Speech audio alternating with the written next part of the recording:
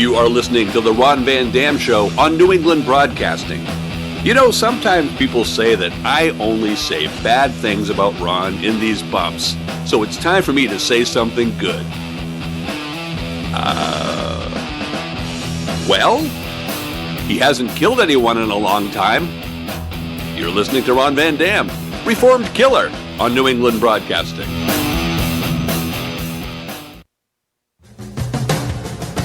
Good morning, good afternoon, good evening, good night.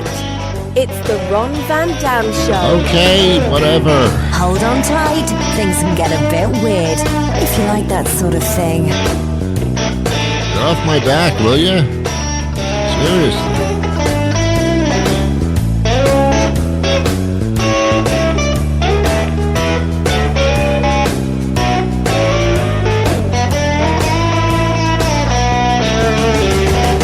Hey, welcome to the program. It is the Ron Van Dam Show. I'm the one to whom they refer to in the title of the damn thing.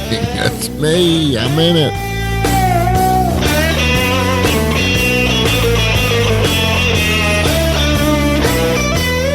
I was going to rename the show from the Ron Van Dam Show to Becky's Horticultural Adventure, but then I figured that just stick with the one with my name in it. What's the name of your show, huh? You don't have one. This is the Friday edition of the program. This will last you through the weekend. I've thrown some extra stuff in here to make it last a long time. So, whatever, here's the deal here. You sit in a chair and listen to this and shut up, and I will entertain you like you've never been entertained before, assuming that you've never been entertained before.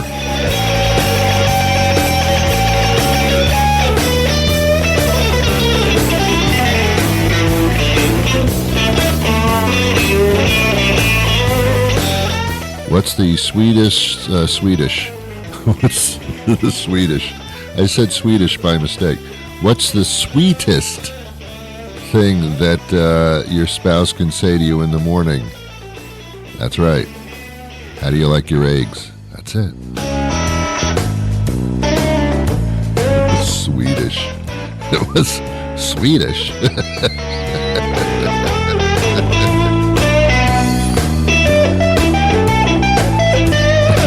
I don't know any Swedish people. Only Swedish thing I know is like ABBA and meatballs. That's it.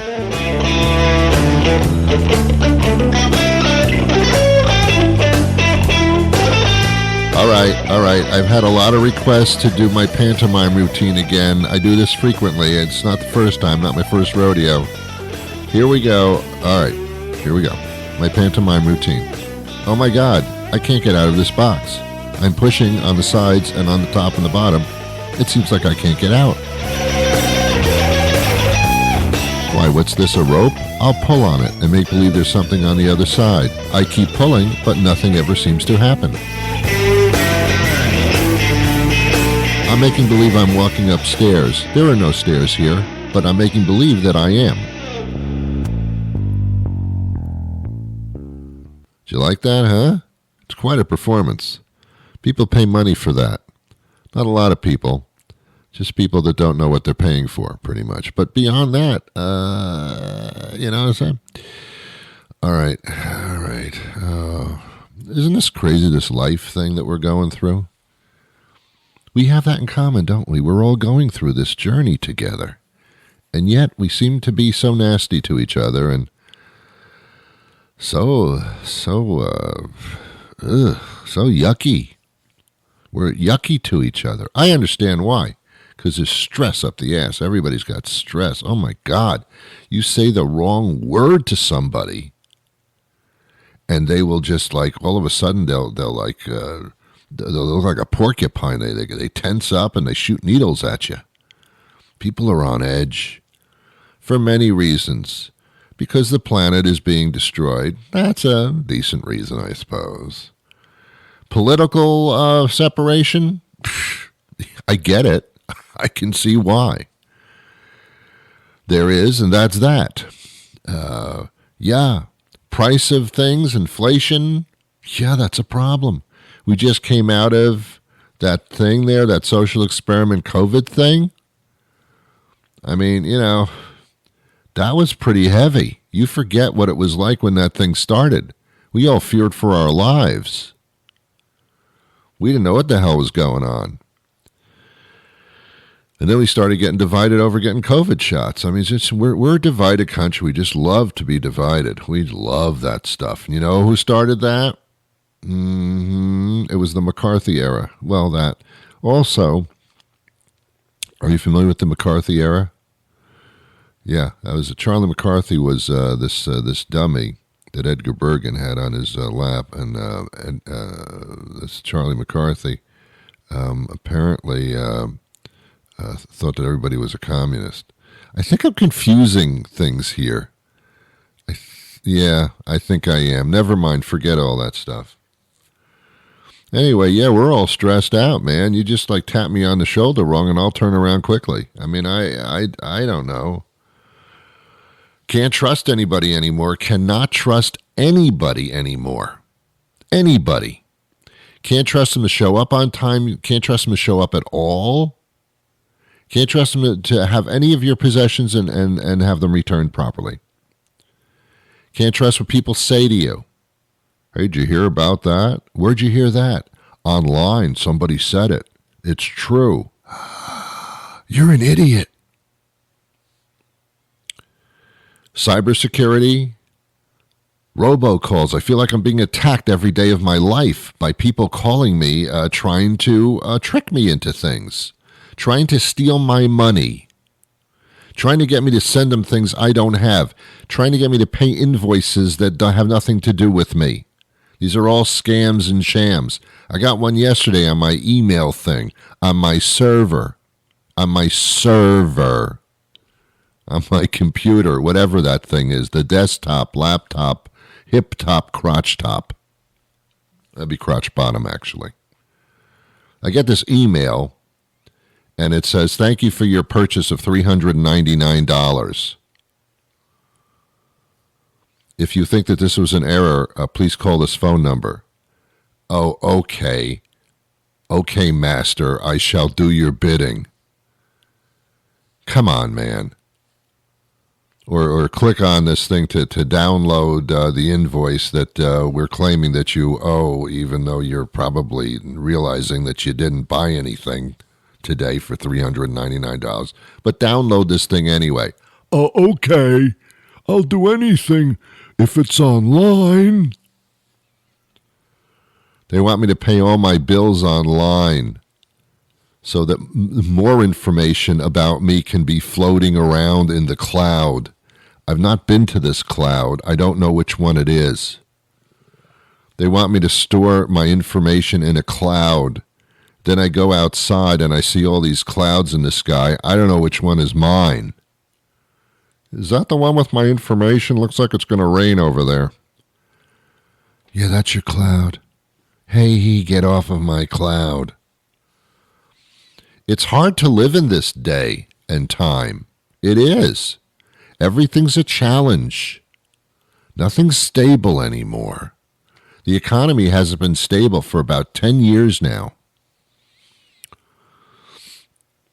Of course, you can go into the stock market if you have any money left at all and gamble your money. You might do very well, or you might lose everything you have. Nothing's stable. The only good thing is you can get about 3-4% interest on your money in a savings account. That hasn't happened in like 20 years. ain't a lot of money, but at least you can make your money grow while you sit on your ass. I always like that. That's the best job in the world. I get paid for sitting on my ass. Well, I actually do, with what I do. I actually do get paid for sitting on my ass. That's not good. Come to think of it, that's not good. Everything, and all the bad things happen at once. Have you noticed that? Bad things should kind of like space themselves out, like maybe every year something bad happens a little bit.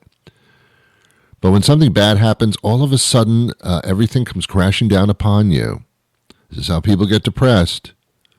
They feel like pressure from all sides. All sides. It's like my pantomime impression of being stuck in a box. No matter which way you push, there's something there and nothing's moving. That's what this is. When something goes wrong, a lot of things go wrong, all at once. And then for a period of time, nothing goes wrong, and you feel wonderful and chipper, and when people talk to you, they actually say, hey, you seem very happy, oddly enough. But then when one thing comes falling and crashing, a lot of things come with it. It's what they call the perfect storm. That's what life's about. I've said this before on the show many times. My father didn't say many things that were revealingly brilliant to me. But he said a couple of things that did stick with me, and they were absolutely true. One of them was there are many speed bumps in life, Ron. He called me Ron. Many speed bumps in life.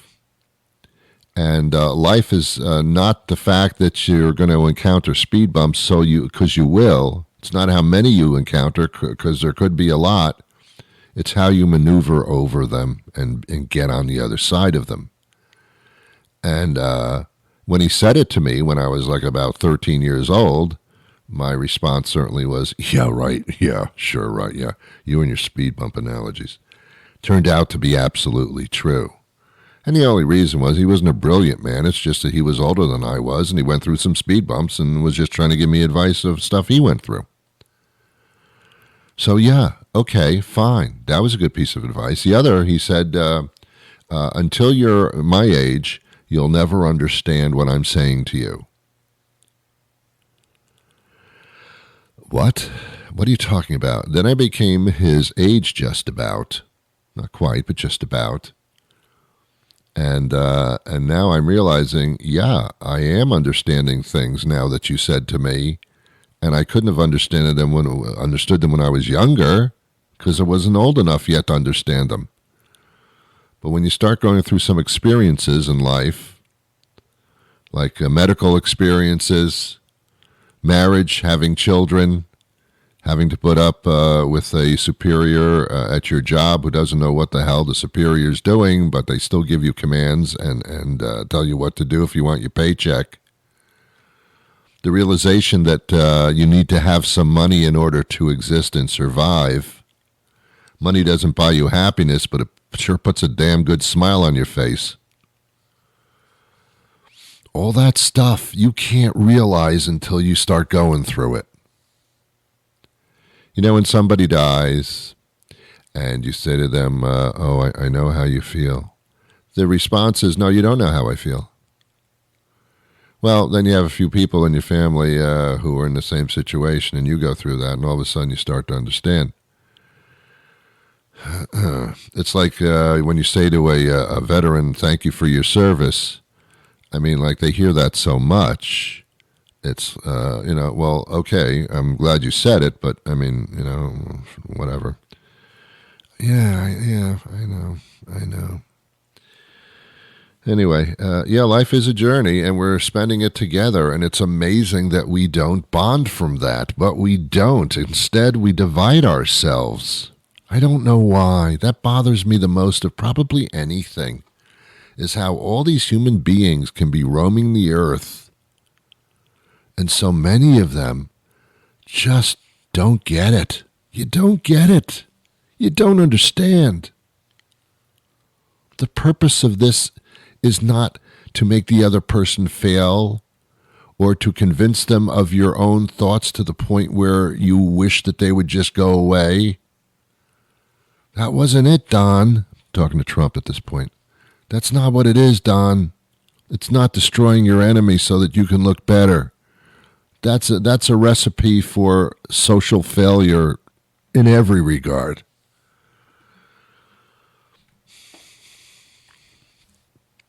Anyway, I'm sorry, did I get a little too deep there? Did I wander from the shallow part of the pool with that? I think I did, and I apologize. It's not why you came here. You came here for a little bit of a lighthearted laugh, where Ron points out all the things that don't make sense. That's my gig. That's what I do. Well, that makes no sense. The fact that the society and people in it just don't get along. The people like Putin are only happy when they're gaining land territory for power. I mean, oh my God. There was a Hitler involved in our history, and there were a lot of Hitlers. We're dealing with some of them now in disguises, but they've got the same soul as those guys who just want power for themselves and screw everybody else. Not good, not good. And why the population of the world doesn't stand up and say, no, we don't put up with that shit anymore. We don't go there. We don't go there. But we don't. We just fall in line and we buy the snake oil that they're trying to sell us. We answer the emails that will give us viruses because you just don't think it through. Hey, here's a little tip for you. Start thinking it through. You'll be amazed how smart you can be if you just think it through. Don't be lazy. Okay. I have two interesting guests today. I don't know if they're that interesting. I mean, that's certainly up to you. One of my guests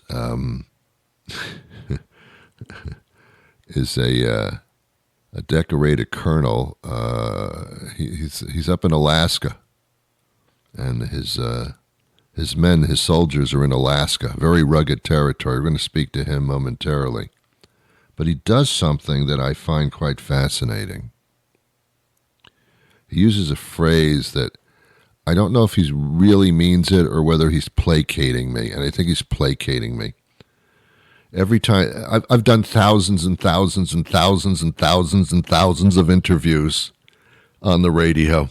Many, and I'm still doing them.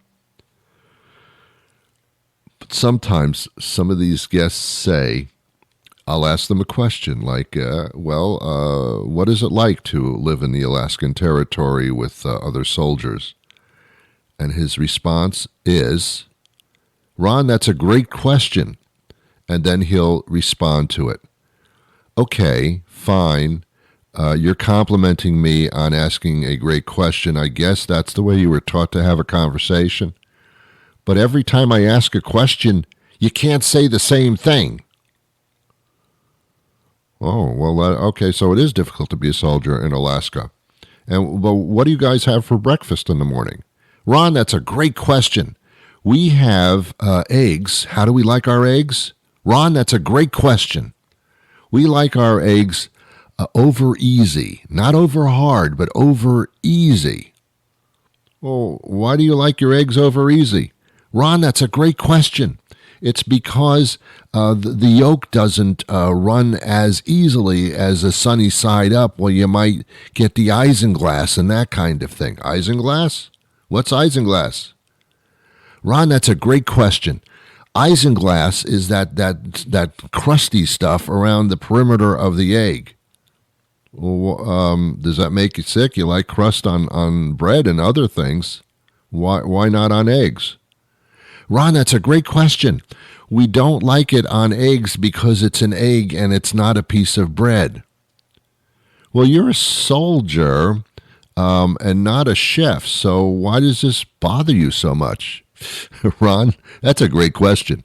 It bothers me because I like my eggs a certain way, whether I'm in the Army or not. Well, why did you join the Army if you don't like your eggs like that? Ron, that's a great question.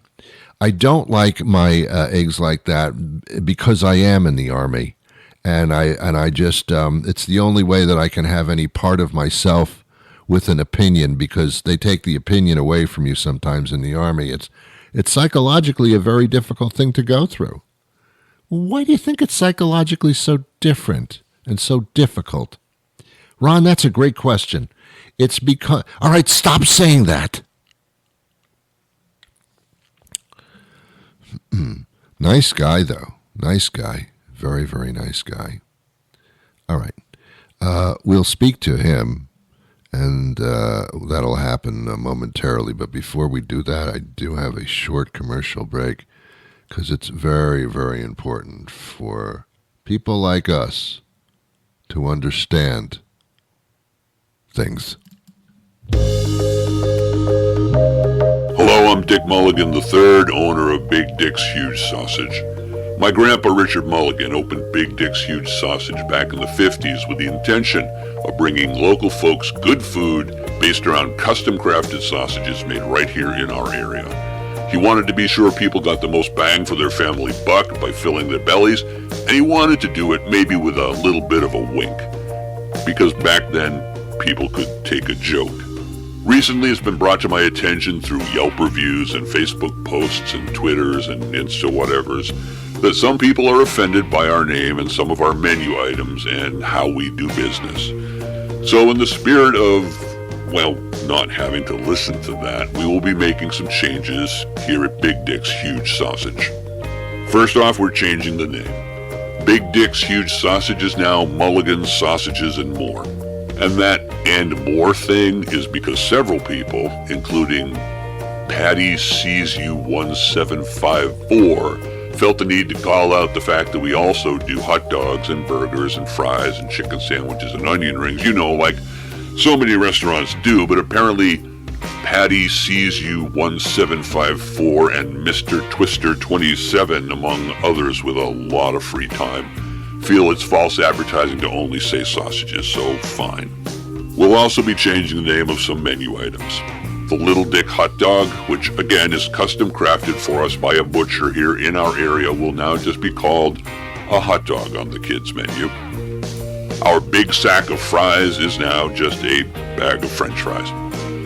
And our best-selling hardwood grilled 14-inch long hot Italian sausage, which you cannot get anywhere else around here, will no longer be called the Throat Buster, nor will a staff member offer to hold it for you while you eat it with no hands. And finally, and quite honestly, this is a change I should have made years ago, we will no longer dispense condiments like mayonnaise and mustard out of hollowed-out dildos. That was my dad's idea. He was not entirely right in the head. Mulligan Sausages and More. We're changing with the times. I hope to see you soon, unless your Patty Sees You 1754. Colonel James Watts joins us now. He's an Army cardiologist. Thanks for being with us today, Colonel. Hey, thanks for having me. We're talking about staying mentally and physically fit, which is a challenge for me, certainly, and probably a lot of other people.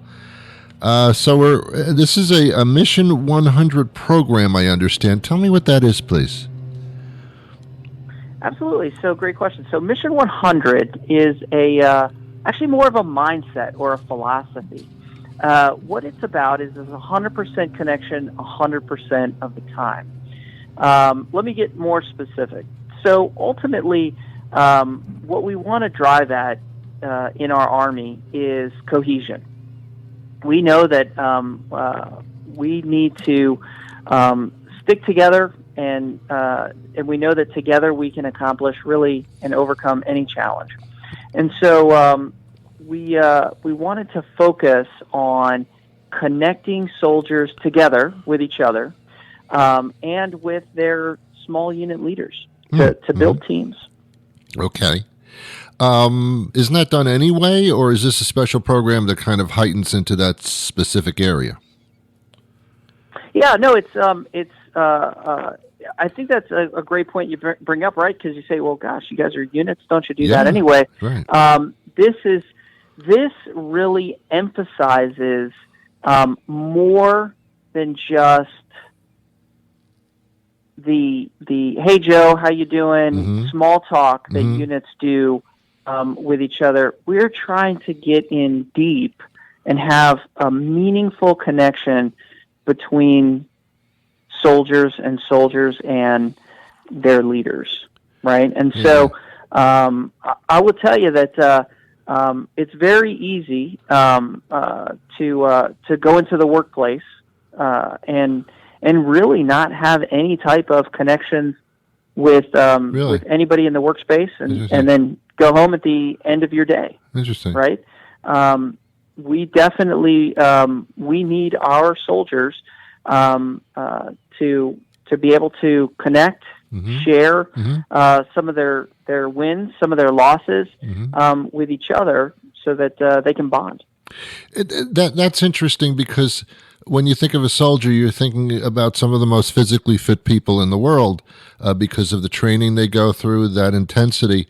But we kind of never talk about the mental aspect of a soldier, how to keep somebody sharp and also common sense wise be able to think and process. That's different to me than what the conversation usually is. Yeah, no, you're absolutely right, and I'm glad we're talking about it, because I will tell you that we often visualize soldiers as physically fit, tough, stoic people, but in fact, soldiering is tough. It's physically tough, but it's mentally tough. There are periods of intense activity, followed by long periods of intense boredom, because there's a lot of uncertainty with soldiering, and you really have to stay alert all the time. So you're always on. Yeah. And so willpower is something that's very, very finite. Yeah. And so how do you ensure that soldiers have the mental endurance along with the physical endurance to do it as they need to do? Exactly. It's interesting because you're a cardiologist, and yet one would think, well, that's the physical aspect. Why are you even talking about mental? And I assume that your mental being can also have a lot to do with the health of your heart. Yeah, no, I think you're absolutely right. And so I think the key word that ties both of those together is endurance. And so your mental endurance, similar to your physical endurance, you can exercise that, right? And you can train that. Yeah. And so some of the lessons that we learn from cardiopulmonary fitness, we can apply to mental fitness. Right. Now, the soldiers we're talking about are not walking the Las Vegas Strip. You're actually in a part of the world which is pretty rugged in itself, I understand. Yeah, no, it's definitely, I'll tell you, it's beautiful. Absolutely beautiful, but certainly rugged. Big temperature swings. So, sometimes in the summer it gets up to 97, and then in the winter, I think the coldest we got was negative 40, negative 50 degrees last year. So it's something. Okay. And I'll tell you, for me, I'm from Miami, Florida, and so the first time negative 40 hit my body, I was like, "Wow, this is something serious." Yeah, we should remind you that Colonel Watts is in Alaska, those cold temperatures, one would assume that's possible. 97 in Alaska, that actually happens, huh? That does. No, absolutely. Wow. Okay. All right. How can we get more information on this? Maybe some of this idea can approach our at-home kind of exercise program too. Yeah, absolutely.